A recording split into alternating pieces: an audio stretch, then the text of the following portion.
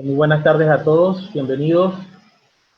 Vamos a esperar un poquito, que falte un minuto para que sean las 4 de la tarde y damos inicio. Bueno, son las 4 de la tarde. Quiero agradecerles a todos quienes nos han honrado con la participación en esta tarde. Por acá está lloviendo, así que esperemos que refresque un poco el ambiente. Mientras que van conectándose, que hemos tenido la verdad que una gran aceptación, se van conectando cada vez más personas. Vamos a comenzar a hacer una breve presentación sobre nosotros. Bueno, ya vamos un poco más personas en la lista, vamos a esperar un poco más y como les decía hace un rato, pues vamos a ser sus anfitriones y bienvenidos a los que van llegando, Alberto Rosas y Aldo Sucre. Muchas gracias a todos los que entraron puntuales, se les agradece y vamos pues a proceder a presentar en primer lugar a la firma. Nosotros somos una firma de abogados que estamos constituidos en el año 2000, hace 20 años, justo este año, y hemos tenido la práctica profesional orientada principalmente al área de derecho administrativo, derecho tributario, derecho civil, y en el área de derecho civil hemos tenido la oportunidad de acompañar a varios de nuestros clientes que son desarrollistas, promotores, propietarios, justamente en temas de arrendamientos y todo el giro de negocio alrededor del hecho de tener propiedades,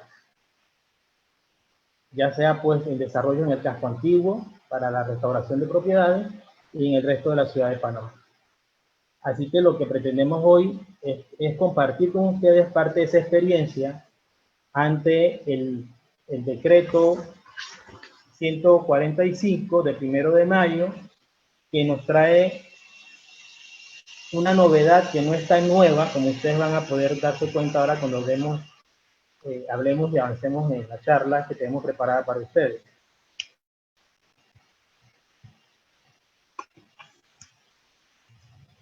Básicamente, las personas que vamos a estar compartiendo con ustedes somos quien les habla, Alberto Rosas, su servidor, y también tenemos la presencia del licenciado Aldo Andrés Sucre, que es mi compañero en la oficina, junto con otros abogados que trabajamos pues para las personas que necesitan de nuestro servicio. También entonces les decía que tenemos la participación del licenciado Aldo Sucre, que es miembro también de la firma. Aldo, ¿me escuchas? Ahora sí, después de confrontar algunos problemas técnicos con el audio. Perfecto. Bueno, estamos recibiendo todavía más participantes. Bueno, y vamos a continuar la charla. Vamos a dar inicio haciendo un pequeño pantallazo, un introductorio sobre la charla que les vamos a dar. Le consulto a Aldo solamente para confirmar si tú puedes ver la presentación. Sí, es correcto. Perfecto. Básicamente es importante tener presente, antes de seguir adentrándonos en el tema de la charla, que para efectos de la legislación de arrendamiento en Panamá, existe pues una regulación principal, que es la Ley 93 de 1973. Esta ley establece y le da el carácter de los arrendamientos de orden público. Y al darle el carácter de orden público, entonces conlleva una protección que le da el Estado a las relaciones arrendaticias. Igualmente, la Ley 93 prevé la posibilidad que el Ejecutivo pueda efectuar parcialmente de la aplicación de la Ley 93 de 73 cierto tipo de contratos de arrendamiento en atención a varias características que no se establecen específicamente en la ley, pero siendo una de ellas la más importante y la más utilizada, el canon de arrendamiento y el tipo de contrato, que básicamente se dividen en dos grandes grupos, que son los contratos de arrendamientos habitacionales y los contratos de arrendamiento que se utilizan para el área comercial, que ahí abarca un sinfín de posibilidades, que están los arrendamientos profesionales, industriales, comerciales per se, y diferentes tipos o modalidades de contratos de arrendamiento.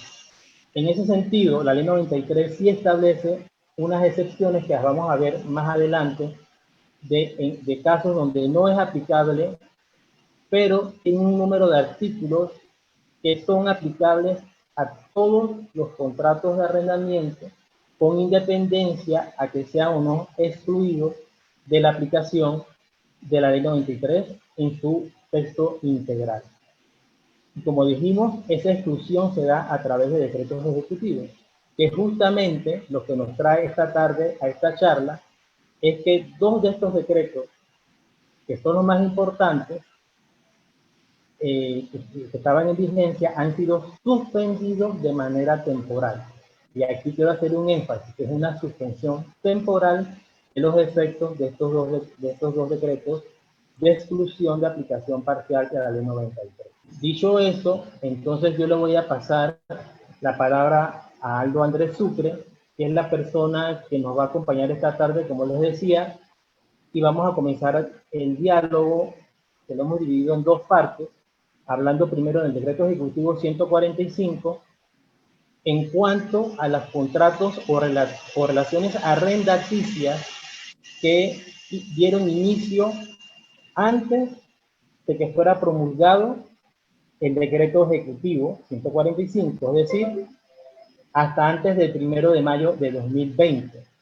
Y después vamos a ver entonces qué aplicación tendría para todas las relaciones que se den durante el periodo que se ha denominado de emergencia nacional, durante el cual va a estar al mismo tiempo vigente este decreto 145. Siendo así, me permito darle la palabra a Aldo Andrés Sucre para que nos comience con la primera etapa de este conversatorio. Bueno, uniéndome un poco al sentimiento compartido por el licenciado Rosas, de agradecimiento con uno de ustedes por permitirnos compartir un poco de las reflexiones y el análisis que hemos realizado con base de la reciente promulgación del Decreto Ejecutivo 145 de 2020 y toda la incidencia que va a traer como consecuencia en las diferentes relaciones arrendaticias. Como bien indicaba el licenciado Rosas, de una u otra forma, vamos a estar trabajando un poco intentando darles un pantallazo de lo que teníamos antes de la promulgación del Decreto Ejecutivo 145, durante el Decreto Ejecutivo, es decir, mientras persistan los efectos, entendiendo su vigencia mientras dure el estado de emergencia y hasta por 2 meses adicionales, y qué va a pasar después. Entonces, dicho lo anterior, agradezco que podamos pasar a la primera diapositiva. Tomemos en consideración que constitucionalmente, al momento de adentrarnos en las pautas principales y nociones generales, existe el derecho a gozar de una vivienda digna. Asimismo, el Estado se compromete de una u otra forma a proponer una política nacional de vivienda tendiente a garantizar el goce de este derecho. No es menos cierto que así como existe una política pública de vivienda, existe también el derecho a la propiedad privada, obviamente tomando en consideración las limitaciones legales existentes.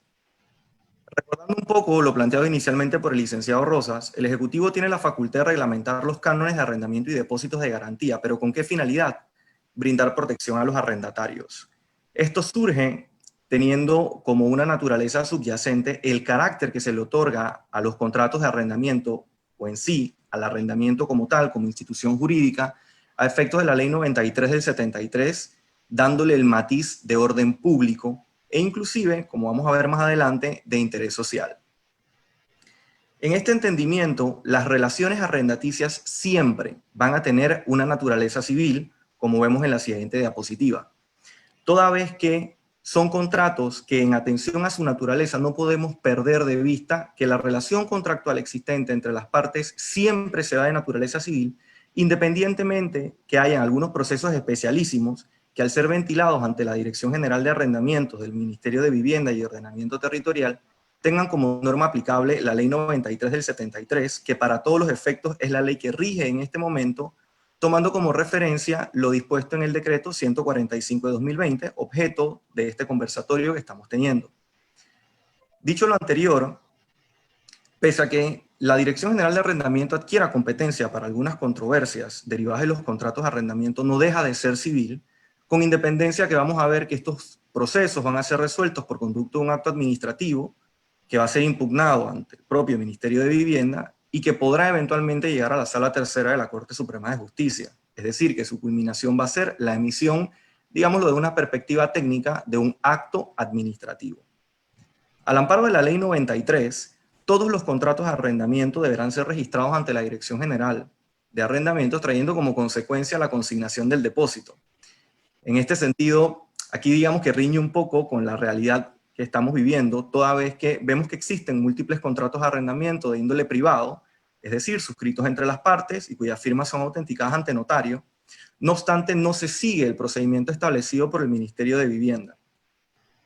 Recordemos que la Ley 93, independientemente que sea la Ley General de Arrendamiento y que no aplique para todas las relaciones arrendaticias en general, como vamos a ver más adelante, contempla que existen algunos artículos que efectivamente serán aplicables para todas las relaciones de arrendamiento independientemente de la naturaleza de las partes, del canon de arrendamiento, entre otras generalidades que pudiesen existir. Entonces, en la siguiente diapositiva vamos a apreciar un poco precisamente que hasta la promulgación y entrada en vigencia del Decreto Ejecutivo 145, los conflictos derivados de las relaciones arrendaticias eran de conocimiento de la Dirección General de Arrendamiento siempre y cuando el canon de arrendamiento fuese hasta $150 mensuales. Y no se sorprendan, existen todavía muchísimas propiedades cuyo canon de arrendamiento es hasta $150 mensuales. En este entendimiento existen unas reglas que de una u otra forma son un poco más proteccionistas para el arrendatario, toda vez que, por ejemplo, los contratos serán por términos que no podrán ser inferiores a 3 años, el canon de arrendamiento tendrá que pagarse por mes vencido y no por adelantado, como se estila a través de los usos de la plaza. Si me colaboran con la siguiente diapositiva sería genial. Y por otro lado, tendríamos la anterior, por favor. Y por otro lado, tendríamos los contratos llamados liberados. Es decir, todos estos contratos que superan el umbral de los $150 mensuales, que entrarían o que de una u otra forma se encontrarían regidos por el principio de la autonomía y la voluntad de las partes, así como para sonar bien civilista, ¿no? Donde las partes disponen cuáles son las condiciones del contrato y efectivamente con base a ello se ejecuta esta relación contractual. Dicho lo anterior, tendríamos una diferencia bastante grande entre unos contratos y otros, también tomando como parte del análisis realizado que los contratos de arrendamiento comercial, industrial, profesional y docente no entran en el amparo, en la protección o bajo el paraguas de la Ley 93 de 1973, toda vez que estos también forman parte de la libre contratación. Entonces, por un lado, en todos los casos en donde tengamos relaciones de arrendamiento con cánones de hasta $150, con cánones congelados, protegidos, el Ministerio de Vivienda, a través de la Dirección General de Arrendamiento y de la Comisión de Vivienda, verá los procesos. En este entendimiento, la norma que nosotros vamos a utilizar como base va a ser la Ley 93, sus reglamentos y sus modificaciones, que son muchísimas. Y por otro lado, en todos estos conflictos, digamos que de relaciones contractuales liberadas, vamos a tener el Código Civil y el Código Judicial, tanto como norma sustantiva como norma adjetiva. Y aquí, particularmente, quien va a conocer de los procesos van a ser los juzgados municipales civiles de la circunscripción territorial correspondiente. Entonces, dicho lo anterior, vemos que teniendo estos dos tipos de contrato, olvidándonos un poco habitacional y comercial, sino viéndolo en función del canon o de la naturaleza del contrato, que vamos a tener normas distintas y entes competentes distintos para administrar justicia y resolver las controversias que puedan surgir entre las partes. Entonces, de una u otra forma, con motivo de la promulgación del Decreto Ejecutivo 145 de 2020, la Dirección General de Arrendamiento lo que hizo fue atraer para sí, más o menos así, digamos que un tipo visa tracta, atrajo la competencia congelando todos los cánones de arrendamiento. No obstante, debemos tener presente que con motivo de una serie de disposiciones legales que se han venido dando de tiempo en tiempo a causa del COVID, los términos en materia jurisdiccional, ordinaria, civil, administrativa, y otros se encuentran suspendidos. Entonces, de una u otra forma, en este momento, es decir, coyunturalmente hablando, en el aquí y el ahora, no se pueden presentar medidas tendientes a la potencial desocupación de un inmueble o eventualmente al recobro de las sumas que no me haya pagado el arrendatario. Toda vez que, recordemos, los términos están suspendidos y como consecuencia de ello los procesos de igual forma. Esto a su vez trae como consecuencia que culminados estos procesos se emite una resolución final y definitiva que es ejecutable por conducto de las casas de justicia comunitaria de paz, antes corregidurías. Pero ellas también están suspendidas en lo relativo a la tramitación y ejecución de las peticiones que les son presentadas, salvo las propias excepciones que se contemplan a través de otros cuerpos normativos. Entonces, reiteramos, de una u otra manera yo no puedo acceder a la materialización de esa orden de desocupación del inmueble, el famoso desalojo, porque en este momento tengo todo suspendido. Entonces, continuando un poco, definitivamente que con la promulgación del decreto ejecutivo 145, el elemento más importante que pudiésemos tomar en consideración es esta atracción que realiza la Dirección General de Arrendamiento, pero no va a ser aplicable a todas las relaciones ficticias. ¿Por qué? Porque si bien por conducto del decreto ejecutivo 145, la norma imperante va a ser la ley 93 del 73, esta propia norma establece qué tipo de relaciones arrendaticias no estarán sujetas al alcance de la norma. Por ejemplo, tendríamos los inmuebles arrendados cuyo canon haya sido pactado por día, hoteles, moteles, casas de hospedaje y pensiones, las viviendas en centros de verano que se renten por temporada, independientemente que el contrato principal y sus prórrogas sea de hasta 6 meses, y los contratos en los que sea parte del Estado, los municipios y las entidades autónomas, ya que de una u otra forma esta condición será potestativa de estas entidades y dependiendo del rol que desempeñe dentro de la relación arrendaticia. Continuando entonces, si me colaboran con la siguiente, por favor. Con el decreto ejecutivo 145 de 2020, entonces, surge la pregunta más importante de todas, y ¿quiénes se ven más favorecidos con esta medida? No perdamos de vista que el concepto, la palabra, el término, el valor, como efectivamente lo es, solidaridad, está bastante de moda en este momento, pero la ley 93 es una ley eminentemente solidaria. Dicho lo anterior, quienes se ven más favorecidos con la implementación de esta medida no son más que aquellos arrendatarios que hayan visto afectados sus ingresos por el estado de emergencia nacional y que como consecuencia de ello se les imposibilite pagar el canon de arrendamiento. En este sentido, la carga de la prueba para toda potencial controversia que pueda surgir con motivo del no pago del canon de arrendamiento, como vamos a ver más adelante, recae en el arrendatario. Es decir, el arrendatario es el que tiene que contar con un título justificativo que acredite que su condición económica se ha visto afectada, toda vez que, como más adelante explicará el licenciado Rosas, existen unas condiciones pues, muy particulares en las cuales tal vez, y solo tal vez, el arrendatario pueda y deba seguirle haciendo frente al pago del canon de arrendamiento. En este sentido, pues también resulta de vital importancia que el arrendatario pueda contar entonces con estos medios probatorios, entendiéndose una carta de despido en el peor de los casos, la suspensión de los contratos de trabajo, la reducción de las jornadas de trabajo, que son todas estas medidas laborales que han venido implementándose de tiempo en tiempo a causa del COVID.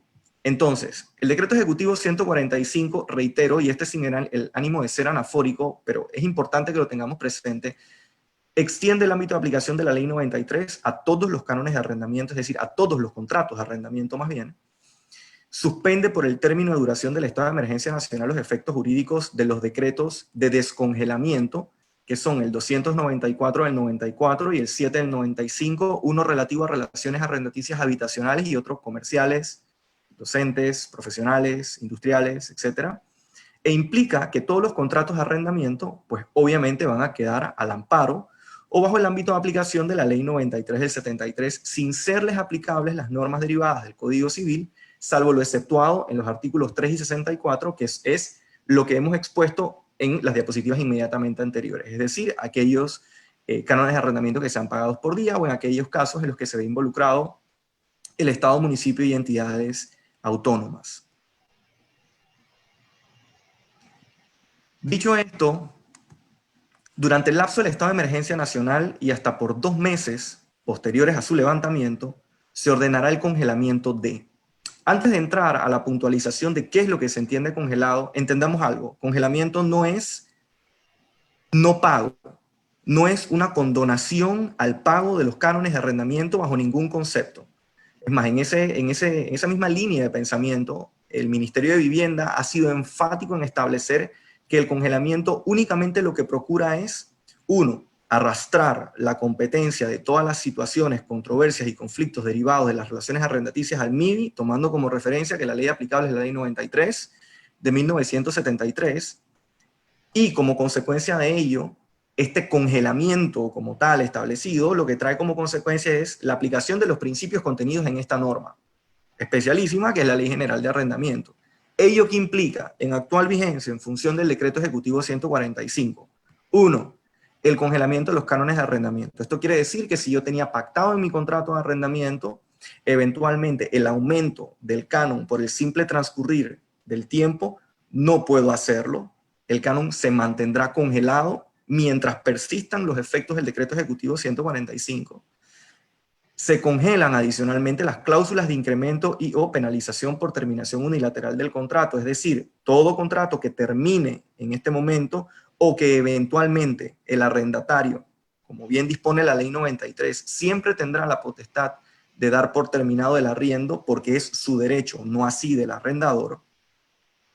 No se le podrá imputar suma alguna, generalmente se castiga contra el depósito de garantía, en atención a la terminación unilateral del contrato, y adicionalmente tampoco podré cobrar intereses por mora, los llamados recargos, por el no pago oportuno del canon de arrendamiento, según se haya dispuesto en el contrato, que según los usos de la plaza va más o menos por los primeros 5 o 10 días de cada mes. En caso que la suma, el canon de arrendamiento, no sea honrado dentro de este plazo, se cobrará un recargo que generalmente está por el orden del 10%.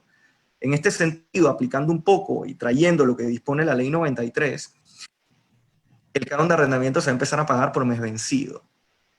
Adicionalmente, la resolución de conflictos pasa a ser de competencia exclusiva de la Dirección General de Arrendamiento. Esto quiere decir que los jueces municipales no tendrán competencia en este momento para la tramitación de las causas que se produzcan en este momento por inconvenientes entre arrendador y arrendatario.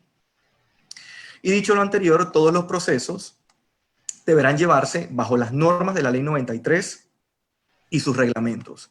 Es decir, que como normas sustantivas y adjetivas va a ser esta ley en particular, no el Código Civil, no el Código Judicial.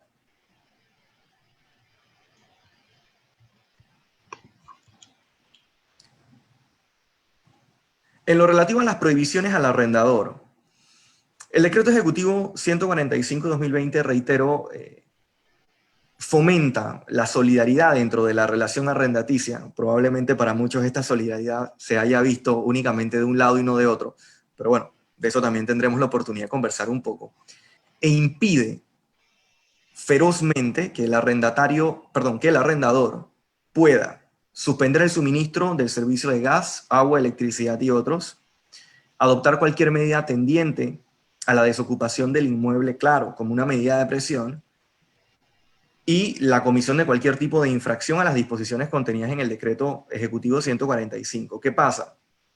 En principio, todas estas medidas que no debe ejecutar el arrendador afectando al arrendatario serán sancionadas en los términos dispuestos por los artículos finales de la Ley 93 del 73, que claramente establecen que serán sancionados quienes infrinjan lo dispuesto por la Ley 93 del 73, básicamente dice por esta ley, mediante la imposición de multas que van desde $10 hasta $1000, y por otro lado, la posibilidad de arresto hasta por 90 días y o la conjugación de ambas. Entonces, obviamente en función de todas estas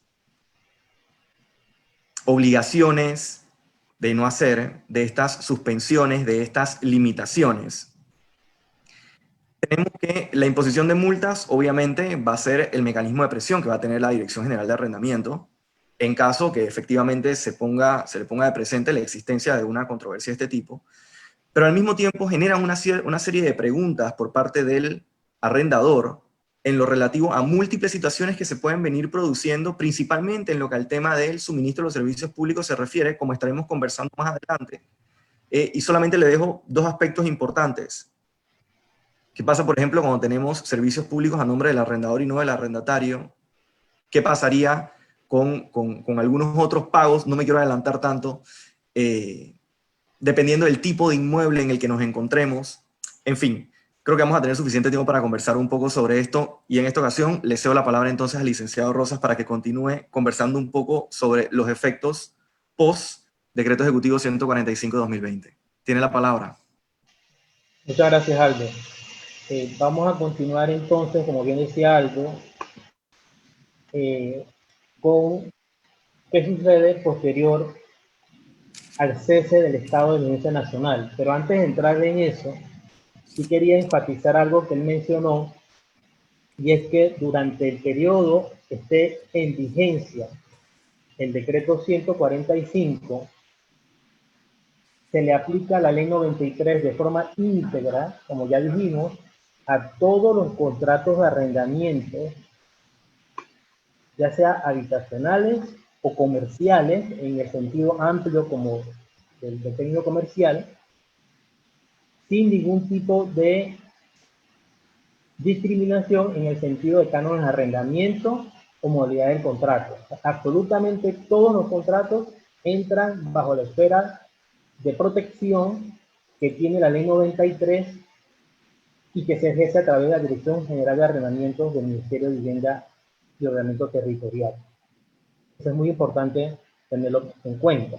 Y como también le dijimos desde un principio, para los que están llegando reciente a la charla, al conversatorio, no hay que perder de vista que la ley 93 es la ley marco de arrendamientos para la República de Panamá, y que esta ley marco establece el carácter de orden público para los arrendamientos en general. Entonces, eso es vital, pero tengamos presente siempre para el tema cuando hablamos de arrendamientos. Entonces, estamos claros que este decreto ejecutivo 145 es temporal. La pregunta es, ¿hasta cuándo dura la temporalidad? Porque lógicamente el decreto nos dice, es temporal. La temporalidad, va ligada al cese del estado de emergencia nacional y hasta dos meses posteriores a ese cese. Es decir, es un evento futuro determinable, que hoy en día no lo podemos determinar, porque vamos a depender de que el Consejo de Gabinete, que fue quien dictó el estado de emergencia a través de una resolución, dicte una resolución con el efecto de dejarlo sin efecto. Valga la redundancia. Entonces, en este momento no sabemos qué tiempo va a durar este estado de emergencia y por cuánto tiempo se van a dar la aplicación de todos estos efectos que ya mencionó Aldo Andrés con respecto al decreto ejecutivo. Pero, ¿qué pasa después? Vamos a ir un poquito al futuro. ¿Qué pasa después que cesan los efectos del estado de emergencia nacional? Lo primero que nos dice el decreto ejecutivo 145 es que, pasado estos efectos, podrán las partes, es decir, el arrendador y el arrendatario, y hacemos énfasis en la palabra podrán, es decir, no hay una obligación per se, podrán acordar de mutuo acuerdo los conflictos derivados del no pago del alquiler durante el periodo de la pandemia. Y aquí es muy importante hacer un llamado en el sentido que, como también ya les dijimos, el concepto de congelamiento no significa una condonación ni tampoco significa una moratoria per se. Es decir, el arrendatario que tenga los medios para hacer los pagos debe continuar haciéndolo. Si no lo puede hacer de forma total, lo debería hacer de forma parcial. Igualmente, aquí es muy importante hacer referencia a qué se considera o a quién se considera arrendatario desde el punto de vista de la ley de arrendamiento y todas las leyes que están dentro del marco regulatorio. Y en este sentido hay que tener presente que estas leyes manifiestan que el arrendatario no es solamente la persona que figura como firmante en el contrato. Arrendatario también lo es la persona que conviva con el arrendatario. Y esto es sumamente importante porque muchas veces vemos en las cláusulas de los contratos de arrendamiento, sobre todo en el contrato modelo de Nibiot, esta cláusula que dice quiénes dependen del arrendatario o quiénes viven con él. Y muchas veces no le damos importancia, no pedimos información, y si la pedimos a veces omitimos transcribir esos nombres en esa cláusula. Y esa omisión entonces nos puede impedir hacer valer el pago de esos cánones de arrendamiento también a esas personas.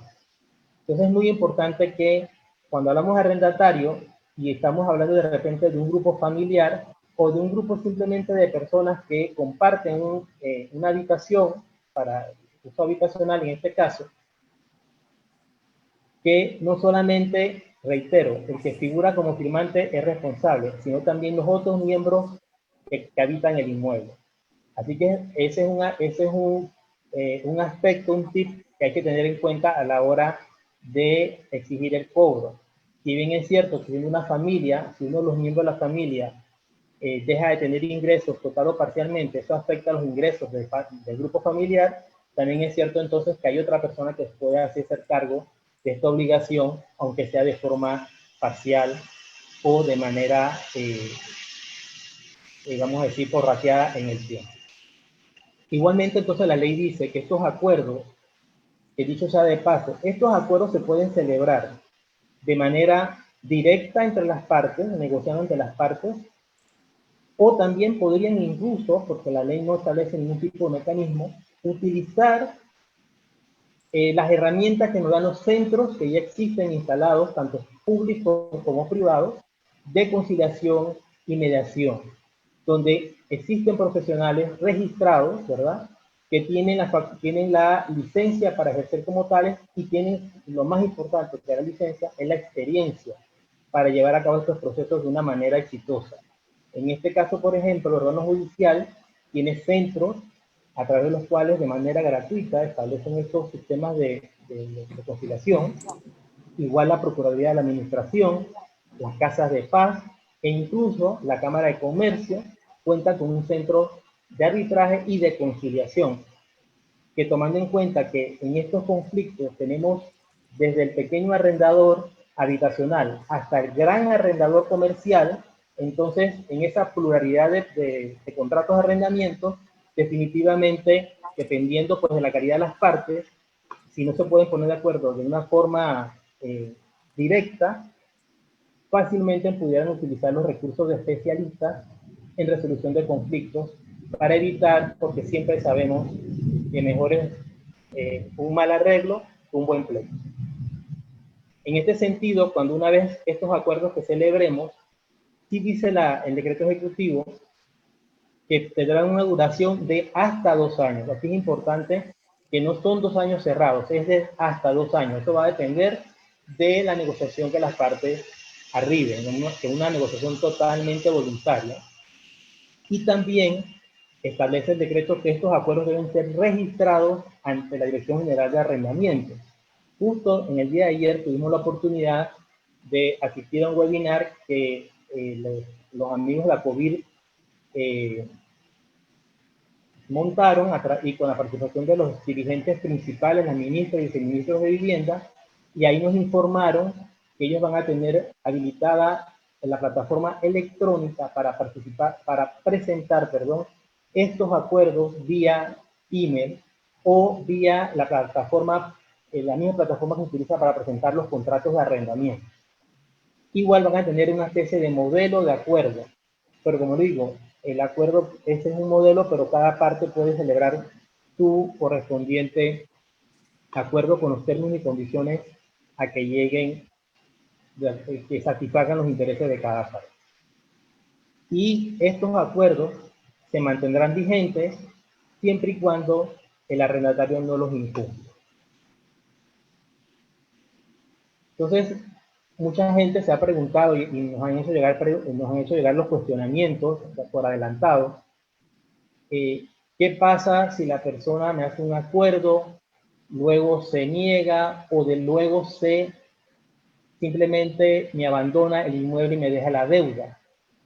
Bueno, El decreto establece la posibilidad, por un lado, primero que el que se niega a celebrar los acuerdos puede ser sancionado en base a lo que establece la ley 9373, y allí la pregunta que uno dice, bueno, ¿qué tipo de sanción es esta?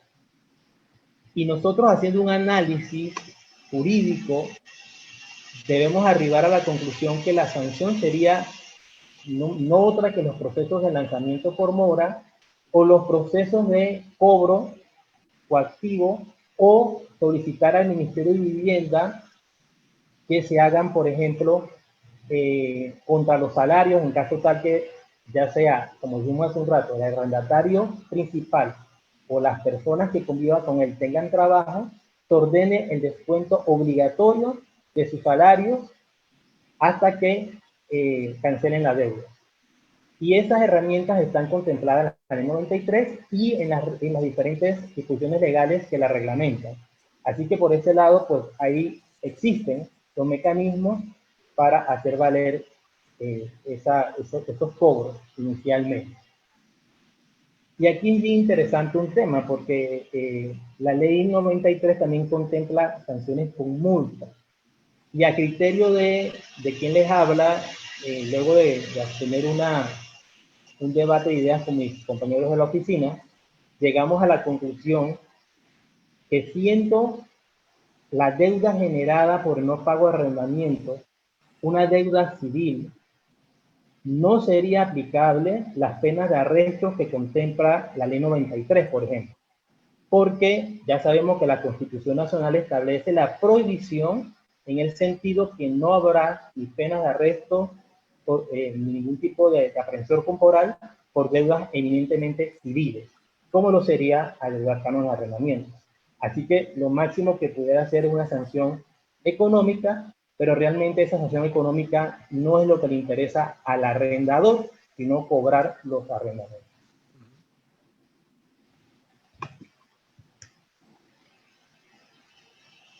Y aquí hay una figura muy interesante. Como decíamos al principio, la ley 93 del 73 es una ley, no voy a decir antigua, porque yo soy más viejo que la ley 93. Entonces me estoy ahí tirando, como que dice, el machete, pero definitivamente es una ley que muchas de sus normas, como no son de uso general, a veces las desconocemos. Pero la ley contempla la posibilidad de que cuando el arrendatario, en su artículo 41, establece la norma que cuando uno va con un proceso de lanzamiento donde se aplica esta norma de la ley 93, usualmente es a los contratos congelados. Y en este momento todos los contratos están congelados. En este momento, mientras dure el periodo de pandemia. Y ahí dice que en esos casos no procederá el lanzamiento por mora de un inmueble habitacional. Esto solamente aplica a los inmuebles habitacionales. Y en el evento que el arrendatario o las personas que habiten con él no estén en condiciones materiales de pagar el canon de arrendamiento, o por la carencia de otras fuentes de ingresos no salariales. Es decir, justo la situación que se puede estar presentando en este momento. Entonces, dice la norma que en estos casos el arrendador podrá solicitar que contra el fondo de asistencia habitacional le sean cancelados los cánones de arrendamiento hasta por un periodo de 6 meses. Y en esos casos hay una regulación que establece que ese pago que se hace a favor del arrendador se convierte en una deuda que entonces el arrendatario adquiere frente al Estado. Y se establecen una serie de normas que ya se sería, como quien dice, una situación independiente entre el Estado y el arrendatario. Pero el Ministerio de Vivienda, a través del Fondo de Asistencia Habitacional, debería entonces, en base a esta disposición legal, poder hacerle frente a solicitud del arrendador, después que se cumplan con los parámetros del artículo 41 de la ley 93, de sufragar hasta 6 meses de cánones de arrendamiento. ¿Qué les parece esta posibilidad? Bueno, dicho esto, y alejándonos un poco de la ley y entrando a un tema de las experiencias vividas, nosotros nos vamos a permitir presentarles una serie de recomendaciones a los administradores y a los propietarios de cosas que deberían hacer ya, de inmediato, a los efectos de prepararse y no dejar hasta que llegue el momento de que cesen los efectos de el decreto 145, es decir, del estado de emergencia nacional, porque como bien dijimos, no sabemos todavía cuándo va a ser esa oportunidad. Entonces, dicho eso, nuestras recomendaciones serían las siguientes. En primer lugar, hacer una verificación de todos los contratos de arrendamiento que ustedes tengan y verificar si están o no registrados en el IOP y si están consignados los correspondientes, la consignación pues, del mes de depósito. Como les decíamos, el Ministerio de Vivienda ha sido de la opinión y la ha expresado así, que no van a hacer de ninguna manera, no van a forzar en este periodo, a pesar de que la ley lo permite, no van a forzar que quienes tenían sus contratos a nivel totalmente privado, no los van a forzar a que los registren en este momento. ¿Okay? Pero es bueno que ustedes tengan estas cuestiones muy claras y que hagan una hoja de Excel o el mecanismo que a ustedes más les convenga para tener esto visualmente claro.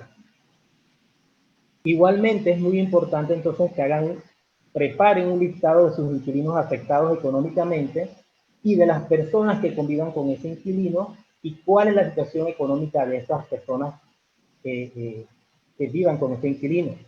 Y tener entonces las pruebas de la suspensión de contratos, cartas de despido o de disminución de las jornadas de trabajo.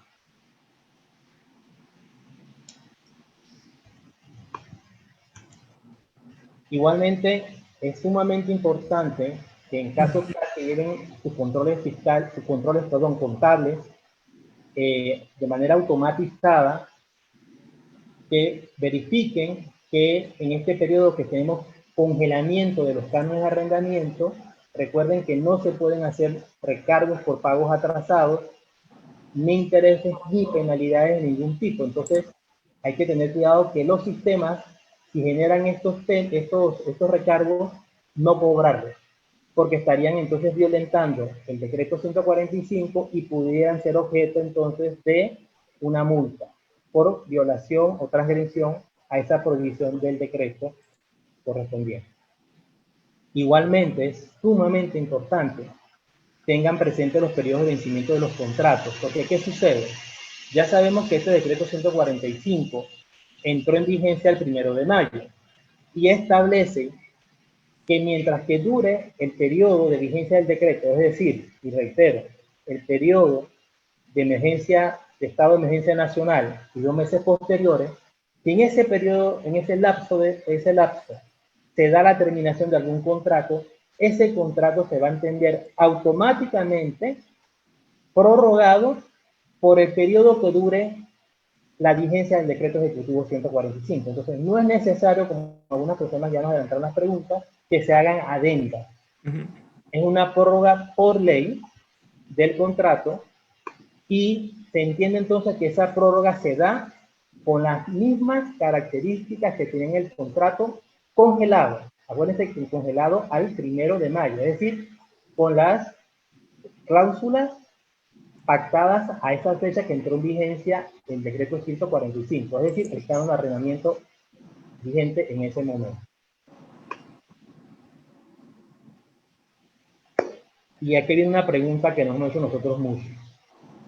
¿Arrendar o no arrendar? Ahí el dilema. ¿Y por qué viene esta pregunta?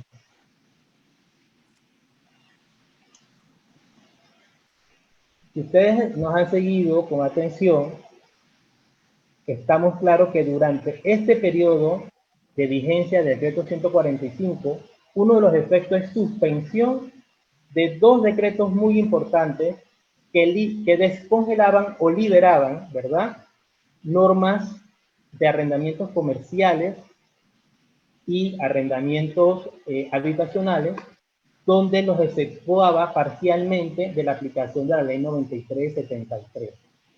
Al suspender los efectos de esos dos decretos, todos los contratos de arrendamiento que se celebren a partir de la vigencia de la ley 145 deben entenderse entonces que se encuentran congelados en el sentido que van a ser entonces regulados de manera integral por las normas de la ley 93 de 63, no por el Código Civil.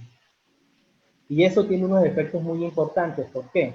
Porque la ley 93 tiene una serie de normas que establecen unas limitantes como la siguiente. Ya se las voy a compartir.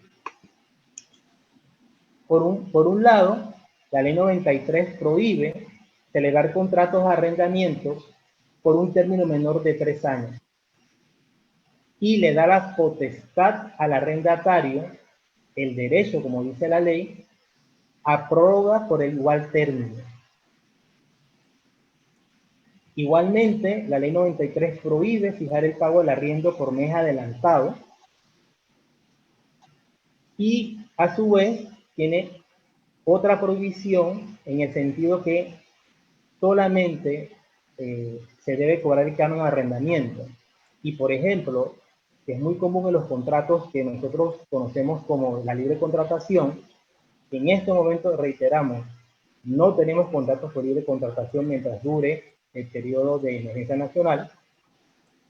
Por ejemplo, estas obligaciones que el arrendatario haga el pago del agua, haga el pago de otros servicios, como por ejemplo las cuotas de gastos comunes, etcétera, etcétera, no sería legal al tenor de la ley que está vigente en este momento, es decir, la ley 93 de 73. Entonces, nosotros aquí nos atrevemos a hacer, una sugerencia al ministerio en el sentido que sería útil, recomendable, que se haga un decreto y que se establezca que se exceptúen del decreto 145 las relaciones arrendaticias que se celebren durante este periodo. ¿Por qué? Porque es muy diferente a un hecho que, por ejemplo, yo contraté hace un año bajo unas condiciones y que vino un hecho sobreviniente como es la pandemia del COVID-19, un hecho que ninguna de las partes, ni el arrendador ni el arrendatario, pudo prever. Y lógicamente, creo que todos podemos entender la situación que estamos viviendo porque a todos nos ha tocado en un grado vivirla, la estamos viviendo en este momento. Mire que, pero gracias a Dios, esta experiencia nos tiene este webinar, por ejemplo. O sea que hay que ver el vaso, como digo yo, siempre medio lleno. Pero definitivamente, esta situación que está clara desde el punto de vista legal, pudiera traer una situación de imposibilidad de que la actividad económica se reactive, que es lo que al final todos queremos, incluyendo el gobierno, y lo ideal sería entonces que se haga una norma expresa que todo lo que esta situación de suspensión no aplicaría a contratos de arrendamiento que se celebren a partir, por ejemplo, el 1 de mayo. ¿Por qué? Porque los contratantes estamos conscientes en este momento de la situación que estamos viviendo y como personas con todas nuestras capacidades legales, estamos conscientes de las circunstancias y nos estaríamos obligando en un estado donde estamos totalmente, como le digo, en conocimiento de las circunstancias presentes. Entonces, lo ideal sería, para no afectar más la economía, que esto quede expresamente establecido. Y es nuestra recomendación al ministerio. Bueno, al ministerio y al Ejecutivo Nacional, ¿verdad? Y ahora le vamos a compartir algunas reflexiones finales y después vamos definitivamente a atender las preguntas de ustedes, que son bastantes, por cierto. Y una de las preguntas cajoneras que todos nos hacemos, los abogados y no abogados, es qué sucede con los procesos que ya nosotros tenemos en ejecución en los juzgados municipales. ¿Se entienden suspendidos? Bueno, como dijo el licenciado Sucre al inicio, en este momento, como hay una suspensión de términos judiciales, los procesos están suspendidos. pero ya el órgano judicial está preparando, ya anunciaron que el día 11 de mayo, por ejemplo, van a iniciar a trabajar internamente y que el 17 de mayo tienen proyectado iniciar a trabajar hacia el público. Así que se espera que durante el mes de mayo, ya a nivel judicial, se restituya la vigencia de los diferentes términos. Entonces, ¿qué pasa con eso? Se entienden de todas formas que son suspendidos por el decreto ejecutivo 145. A criterio nuestro no es así. ¿Por qué? Porque hay unas normas del Código Civil que establecen claramente en los artículos 30 y 32, si no mal recuerdo, que los juicios se deben continuar, los juicios que se han comenzado con la vigencia de una ley procesal anterior deben terminar con ese procedimiento. Así que deberían poder culminarse esos procesos que ya están instaurados en los juzgados municipales. La otra pregunta cajonera entonces, ¿pero qué pasa entonces cuando ella tenía procesos solamente pendientes de ejecución en la Casa de Justicia de Paz? Y ahora, es decir, ya es materializar el desalojo. Bueno, ahí pasa igual en el sentido que el municipio, en este momento, que es el regente de las Casas de Paz, está cerrado, las Casas de Paz están cerradas, hay una orden de suspensión de procesos, así que mientras que ellos no avancen con la instauración de términos, más allá que el decreto 145 lo diga, pues tenemos una realidad que no se pueden ejecutar tampoco. Nosotros somos de la opinión muy particular que esta suspensión que hace el decreto 145 es inconstitucional, en el sentido que el concepto de tutela judicial efectiva, es decir, de acceso a la justicia, dentro de su componente está la posibilidad de ejecución de la sentencia. Entonces, al Ejecutivo no permitir la ejecución de una sentencia, está violentando el debido proceso. Así que hay un tema de legalidad, de constitucionalidad fuerte que habría también que analizar, pero también hay que tomar en cuenta que los decretos, toda norma reglamentaria o ley es aplicable mientras que no sea declarada inconstitucional o que no sea declarada ilegal por la Sala Tercera, dependiendo del tipo de acto que estemos conversando. Ok. También la pregunta es si esta situación que estamos hablando aplica para los arrendamientos de terrenos. Y esta pregunta la hacemos por lo siguiente. Nosotros en la experiencia práctica que tenemos, el Ministerio de Vivienda usualmente cuando uno arrenda terreno, es decir, donde no hay mejoras, ellos no te aceptan la inscripción de los contratos bajo la premisa de que ellos solamente hacen contratos de arrendamiento cuando se trata de bienes inmuebles con mejoras construidas. Y en esos casos, que hemos tenido nosotros en la oficina varios, lo que hacemos siempre es contratos ya sea privados o se elevan a escritura pública y se registran ante el registro público. Y el otro tema era entonces si había la obligación de formalizar los contratos de arrendamientos privados ante esta coyuntura. Pero ya también le manifestamos que a pesar de que eso lo dice la ley 93, la posición del Ministerio de Vivienda manifestada ayer por su ministra es que no van a forzar estos temas en este periodo de pandemia. Si lo quieren hacer de manera voluntaria, pues lo podrían hacer. En cuyo caso habrá que consignar el depósito en el medio. Y aquí también hicimos otra pregunta. Ustedes saben que a raíz de la situación económica del país, muchos promotores comenzaron a hacer una serie de estrategias para lograr vender apartamentos. Y entre esas estrategias rescatamos el uso de los contratos de arrendamiento con opción de compra. Entonces, bueno, la pregunta es, ¿cómo nos afecta esta situación de suspensión de los efectos del decreto 145 a los contratos de opción de compra?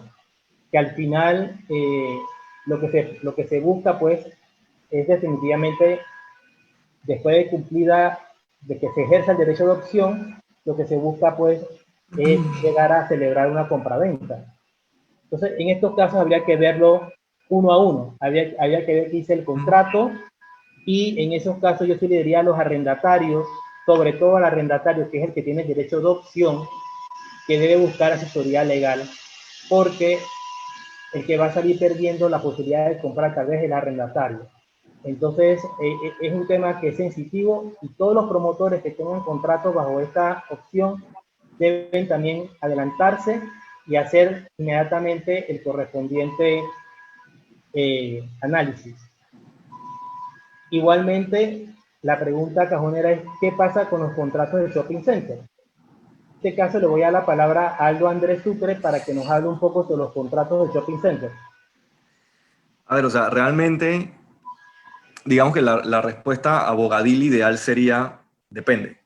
Es más, recientemente conversaba con un amigo temas generales de derecho y me decía que al final uno puede tener lo que desee, pero siempre va a ser relativa la ejecución y la aplicación práctica del contenido del documento en atención a la redacción que tenga el mismo. Entonces, entendamos de salida que el contrato de shopping center es un contrato comercial, es un contrato atípico, es decir, que no está como tal, digamos que regulado en la legislación local, no obstante, es bastante común y sí tiene componentes derivados de los contratos de arrendamiento, porque al final del día tenemos un locatario, tenemos que de una u otra forma se puede entender como el arrendador, tenemos un arrendatario y de una u otra forma se paga eventualmente, bueno, no eventualmente, mensualmente, un canon de arrendamiento.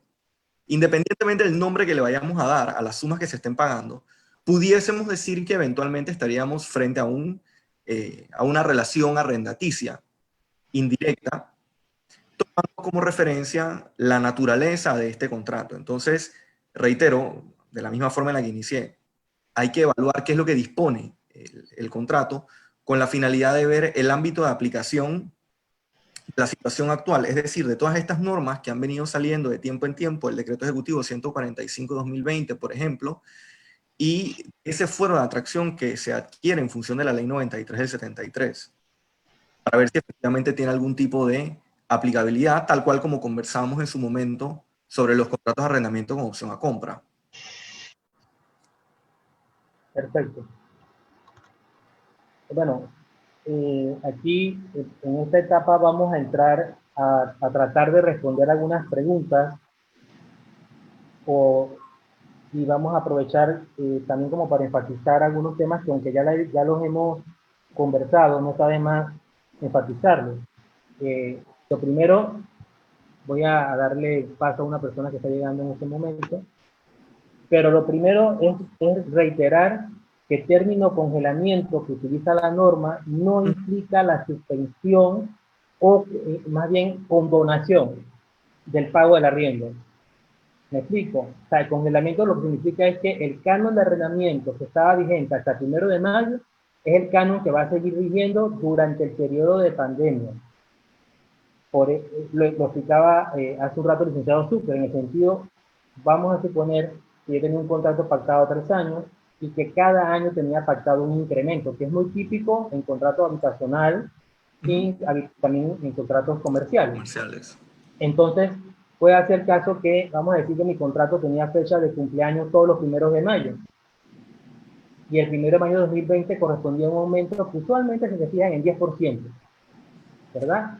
Y correspondía a un aumento. Eso significa que está congelado el arriendo que yo tenía hasta vigente hasta el 30 de abril. Entonces no puedo aplicar ese aumento contractual que habíamos en la parte acordado, no lo puedo aplicar durante el periodo de vigencia del decreto. Cuando pase el periodo de vigencia del decreto que comprende 2 periodos, comprende el periodo del estado de emergencia nacional y los 2 meses posteriores a él. Que pasado ese lapso, entonces mi contrato, o sea, inmediatamente dice la norma, se reactiva la suspensión, se reactivan los decretos suspendidos, es decir, los decretos ejecutivos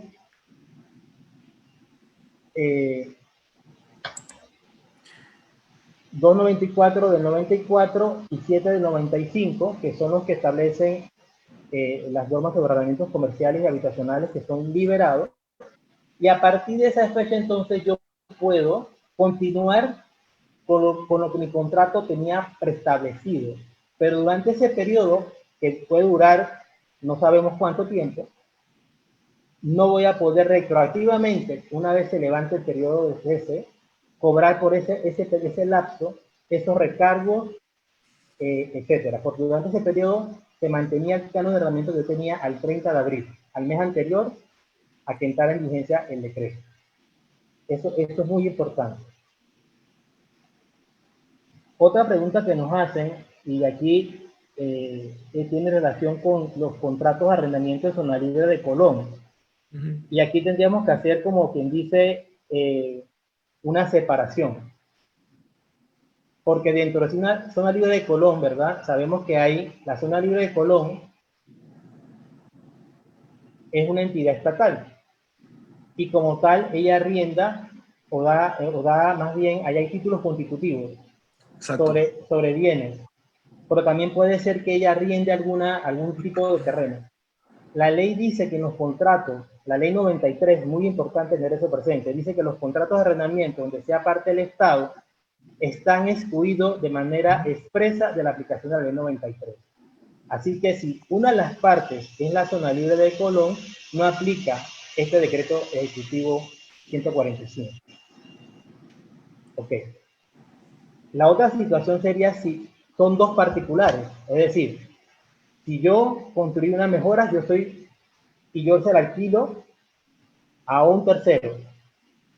Esos son dos particulares. Y en ese efecto, que son dos particulares arrendatarios, entonces sí aplicaría esta norma. Aquí tengo que hacer la aclaración que la zona libre de Colón emitió la administración una comunicación con respecto a los pagos que le corresponden hacer a sus concesionarios, por decirlo así, directamente a ella. Pero eso es un tema independiente de este tema del decreto ejecutivo 145. Yo espero poderles haber resuelto la pregunta a las personas que la formularon. Así que, como les digo, hay que hacer como una división.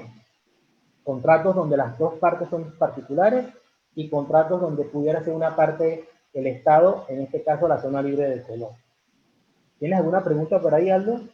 Sí, por acá, por ejemplo, tenemos que si son retroactivos los efectos del decreto ejecutivo 145 y cómo sabremos cuándo queda sin efecto. Y hay una pregunta bastante vinculada con este tema en aquellos casos en donde exista arrastre en las morosidades y si efectivamente le aplica o no le aplica el decreto ejecutivo 145. Entonces, empezando con la primera pregunta, si tiene efectos retroactivos el decreto ejecutivo 145, no tiene efectos retroactivos. Para todos los efectos, como ya hemos venido conversando a lo largo de la presentación que les hemos preparado, el congelamiento no debe entenderse como una condonación del pago de los cánones de arrendamiento. Es más, al contrario, lo que se busca es el diferir esos pagos, tal y cual como lo expuso el licenciado Rosas, a través de la suscripción de un documento que es potestativo. Las partes pueden llegar a un entendimiento, pero si llega a un entendimiento, el escenario ideal, tal cual como dispone la norma, en atención a la obligatoriedad, sería inscribirlo en la Dirección General de Arrendamiento, ¿no? Y efectivamente, ¿en qué momento sabremos que queda sin efecto el decreto ejecutivo 145? Pues tienen que derogarlo. No obstante, recordemos que levantado el estado de emergencia, el decreto ejecutivo 145 va a tener vida, jurídicamente hablando, o intentando ser un poco más simplista. Se va a mantener hasta por 2 meses más después del levantamiento del estado de emergencia. En cuanto al tema de los cánones de arrendamiento, de los cánones de arrendamiento que venían con antelación, como arrastre me refiero, ¿no? Que existía una morosidad probablemente desde el mes de febrero o enero de este año, e inclusive antes, pues en principio, digamos que dándole una interpretación sumamente restrictiva a la norma, es decir, lo menos amplia que se pueda, esta situación no está contemplada en el decreto ejecutivo. Es más, el decreto en cuestión hace referencia a aquellos arrendatarios que hayan visto afectados sus ingresos total o parcialmente en atención a la situación actual. Y así empieza la exposición de motivos del decreto ejecutivo 145. O sea, el fundamento que tiene para esta solidaridad es que a cuenta de la situación actual tú hayas visto afectados tus ingresos, lo que estaba antes no. Ojo, una opción, y solamente una opción, pudiese ser en la medida de las posibilidades, y de igual forma se va a depender mucho de lo que diga el Ministerio de Vivienda cuando estos acuerdos sean presentados para su registro ante ella, que se haga para todos los efectos, en caso que se quiera mantener al arrendatario, un paquete en donde se tenga el detalle completo del monto adeudado, que pues por obvias razones la recomendación sería esperar al levantamiento del estado de emergencia y a los 2 meses adicionales para totalizar el monto pendiente de pago, y con base a eso entonces establecer no solamente el pago del saldo adeudado, sino también el pago del mes corriente, porque para todos los efectos no hacemos nada. Si me están amortizando la morosidad, pues no me están pagando el mes corriente. Termina siendo lo mismo, es como intentar tomar agua con las manos. Entonces, digamos que de una u otra forma por allí iría un poco la línea. Hay una pregunta adicional que, si me permite, me gustó mucho porque habla sobre el tema de la cuota de gastos comunes en los PHs. Yo debo confesar que yo tengo cierta fascinación por ese tema. Y casualmente en la actividad de ACOBIR del día de ayer, muy buena por cierto, se abordó un poco la temática de la cuota de gastos comunes, contratos de arrendamiento, decreto ejecutivo 145, qué pasa con el arrendador propietario que tiene la propiedad hipotecada, no está recibiendo el pago del canon de arrendamiento. Bueno, miren, una opción que propuso la Dirección de Propiedad Horizontal del Ministerio de Vivienda era que, si bien no se podía pagar el arrendatario en atención a la condición económica que estaba atravesando el canon de arrendamiento, por lo menos que honrase el pago de la cuota de gastos comunes, porque al final del día con eso, de una u otra manera, digamos que se nivela la carga de los gastos generalmente bastante altos que tienen las asambleas de copropietarios, principalmente en recolección de basura, gas, mantenimiento de ascensores, agua. Pues, por lo menos en el que vivo yo es así, el agua está incluida en la cuota de gastos comunes, porque para todos los efectos tengamos presente algo. La norma dice que el arrendador no podrá suspender, y aquí viene un poco el tema de la cuota de gastos comunes, el gas. Pero dice el arrendador. En este entendimiento, si yo, arrendador, como un mecanismo de presión, quiero cortarle el gas al inquilino con la finalidad de que se vaya del apartamento porque yo no estoy percibiendo el pago del canon de arrendamiento, eso es una cosa. Pero si yo, arrendador, he visto afectados mis ingresos en la misma medida que el arrendatario y no puedo pagar la cuota de gastos comunes, pues la responsabilidad no sería mía. En consecuencia, yo no estaría transgrediendo lo dispuesto en el decreto 145 y como consecuencia de ello no se me pudiesen imponer las multas dispuestas por la ley 93. De igual forma, en este momento, hasta donde tengo entendido, ningún PH está cortando ningún servicio suministrado por conducto de ellos, hasta donde tengo entendido. No obstante, la reflexión es interesante, porque definitivamente, si usted no está percibiendo, siendo propietario, el pago del canon de arrendamiento y como consecuencia no puede ahorrar el pago de la cuota de gastos comunes, pues no pudiesen ir contra usted. Y obviamente tampoco lo van a hacer contra la Junta Directiva o la administración del edificio. Aldo, una pregunta que me están haciendo, la han formulado varios de los participantes, es sobre el tema del registro del contrato. Y si es recomendable o no. Yo les debo ser muy honesto desde el punto de vista legal y práctico. Y les voy a dar la respuesta desde el punto de vista legal y práctico. Definitivamente es una obligación legal. La ley 93, en ese sentido, es aplicable a todos los contratos de arrendamiento. Es decir, sean estos regulados totalmente por la ley 93 o parcialmente, es decir, lo que llamamos por libre contratación. La obligación de registrar los contratos es intrínseca a todos los contratos de arrendamiento y de consignar el depósito. Ustedes pueden recordar que en la administración pasada se hicieron varios tipos de procesos de verificación de contratos de arrendamiento por parte de la Dirección de Arrendamiento. Incluso la ley 93 contempla multas muy fuertes en caso tal de que no se hayan hecho las consignaciones en el MIDI. Pero, como también dijimos hace un rato, el Ministerio de Vivienda ha dicho que en este periodo no va a hacer ejercicio de esas facultades. Pero desde el punto de vista práctico, sí tiene una ventaja cuando uno registra los contratos ante el MIDI, y es una ventaja procesal, en el sentido que cuando una persona a mí me adeuda cánones de arrendamiento, yo lo tengo registrado, yo puedo ir a un proceso judicial de cobro y solamente presentar mi contrato de arrendamiento registrado Ajá. y los recibos de pago no No pagados, pagados. para la redundancia, no pagados, eso constituye un título ejecutivo y eso lo que significa es que yo puedo de manera más eficiente lograr el cobro del arrendamiento que se me adeuda. Es un proceso mucho menos burocrático que Ajá. hacerlo de la otra forma que prevé entonces el Código Judicial, que se da a través de un proceso sumario. Esos procesos sumarios, la palabra sumario significa que deben ser rápidos, pero en la práctica no son tan rápidos. Entonces, cuando uno no tiene contrato registrado en el Ministerio de Vivienda, se pierde esa oportunidad. Así que ese es un tema ahí interesante. También para los que nos preguntaron sobre la Accionariedad de Colón, sí les debo decir que en efecto, como les comentaba, que hay una resolución, y les voy a dar el dato porque la tengo de aquí, está en la Gaceta Oficial 29.003 de 15 de abril del 2020, y la Honorario de Colón emitió una resolución donde justamente indica que aprueba una suspensión del pago de los cánones de arrendamiento de las empresas usuarias de la zona de Colón por los meses de abril, mayo y junio de 2020. Y esta suspensión también dice que no aplicará, tiene unas excepciones, etcétera. Entonces, en ese caso, pues, como les decía, hay que tomar en cuenta de qué tipo de relación estamos hablando, pero básicamente, pues sí existe esta regulación de la zona libre de Colón. Como les dije, les repito, pues la Gaceta, a los interesados, y con mucho gusto le podemos dar asesoría en ese tema. Es la Gaceta 29.003 de 15 de abril de 2020. Por acá, si me permite, Sí.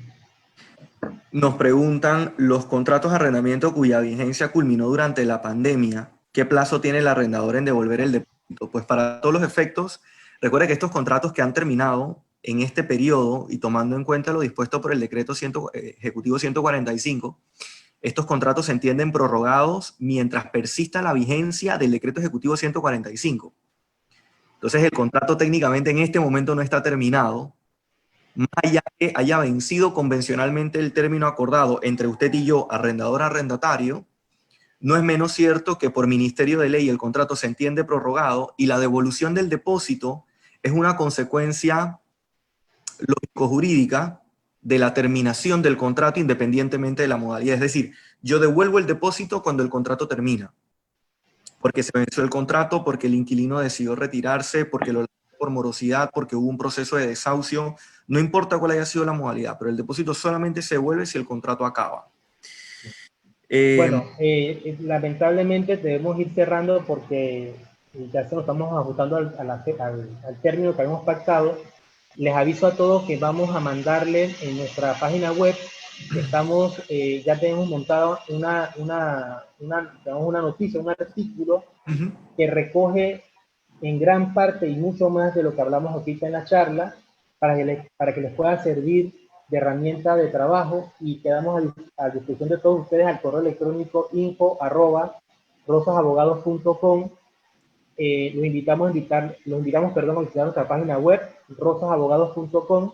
En la sección de noticias tenemos noticias sobre temas fiscales, sobre todos los temas que están sucediendo durante la época de pandemia. Nosotros estamos casi, a medida que salen los decretos ejecutivos, las leyes, las estamos actualizando. Así que en la medida que nos visiten, van a tener la oportunidad de tener de primera mano información, y en caso tal que la información pues esté muy técnica, siéntanse en la libertad de contactarnos, que con mucho gusto les vamos a estar ofreciendo pues cualquier asesoría que ustedes necesiten.